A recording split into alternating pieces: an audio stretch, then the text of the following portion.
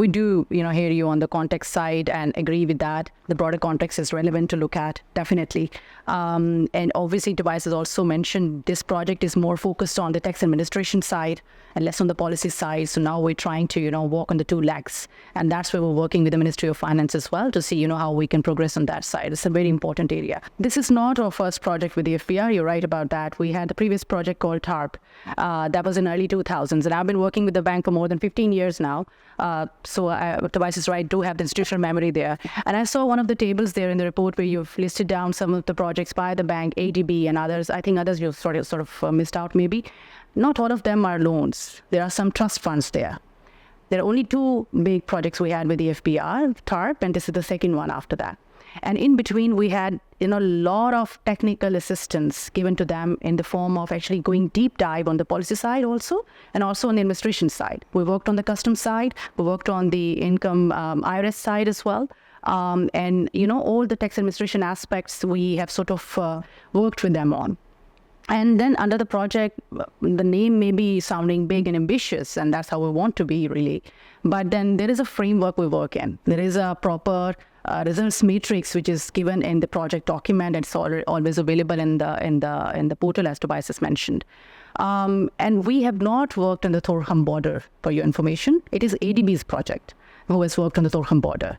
We have been working, we've been trying to work with FPR on procuring the scanners for the seaports and the airports cargo side.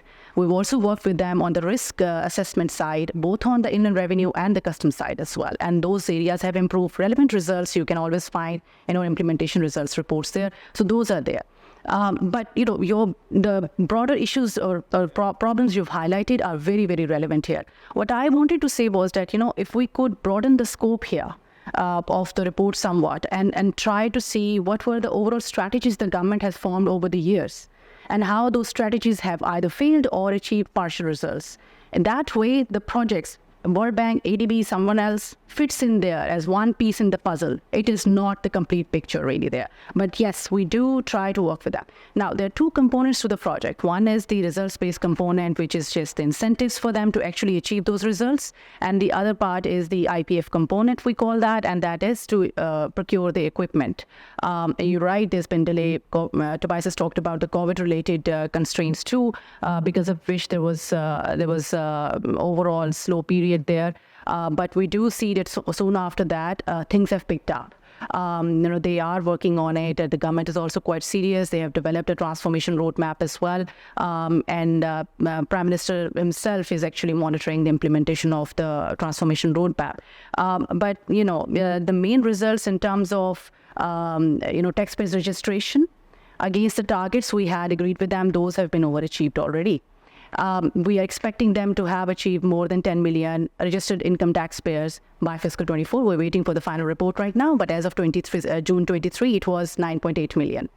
And this is we base our reports. This is all published, by the way. It's on website as well. And this is based on the FBR's formal reports, which they are required to share with us for every result that we ask them to achieve.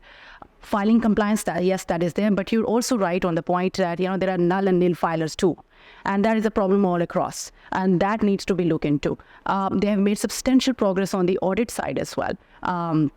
So they on the risk-based side, they've implemented this system. They have reformed the audit unit in the headquarters. But we're not saying that they've done everything, there's a lot more needs to be done as well, of course. But, there are some very important things they have taken care of under that. So I think you've also mentioned Taja Do scheme, I think, in your project. So that is IMF's requirement that's not covered under the PRR. And this was FBR's own discussion with IMF, and they came up with this new scheme. So this was not covered under a project, but its results are already put in the newspapers. I noticed that it is not been able to achieve the results that they were supposed to achieve. And so we are working with them right now to see how we can, further improve the tax administration. But, just bringing it all back together, tax policy and administration, we have to walk on both legs. We can't just work on the administration side and not on the policy side and yet try to achieve the results. Another very big element here is we have to work with the provinces too. So provinces are only collecting barely 1% of the GDP for last more than 15 years now. Even right now, I think it's 0.7% or 8% if you look at the data that is available publicly. But on their side, most of the reliance is on the GST, on services. So more than 60% is being collected by that source. Urban and movable property tax, Tobias has already mentioned about that. That's an area where Punjab has done some work, and they're also moving to the capital value that can yield some results. But then others also have to pull their socks and try to do some more. Agriculture income tax has been neglected. So that's another area where IMF is also very interested that this should also be worked on. So those are the major taxes of the provinces anyway. And stamp duties, which is transaction tax, they're already working on. That Punjab has recently introduced the e-stamp project, as a result of which they've been able to plug some of the leakages and increase add at least more than 20 billion to their exchequer. So if you look at that trend, that data is available on their websites already. That shows a result. KP's implemented that too. Sindh is doing that. So what I'm saying is, all of this cannot be covered under FBR project. FBR project focuses on FBR's administration right now. We hear you. Your issues are relevant, very important, but maybe if we could bring more to the analysis here to give a better context there, more stronger, and look at the overall government strategy, how those are implemented, sustained over time, and then move forward from one to the second stage. Thank you. Okay.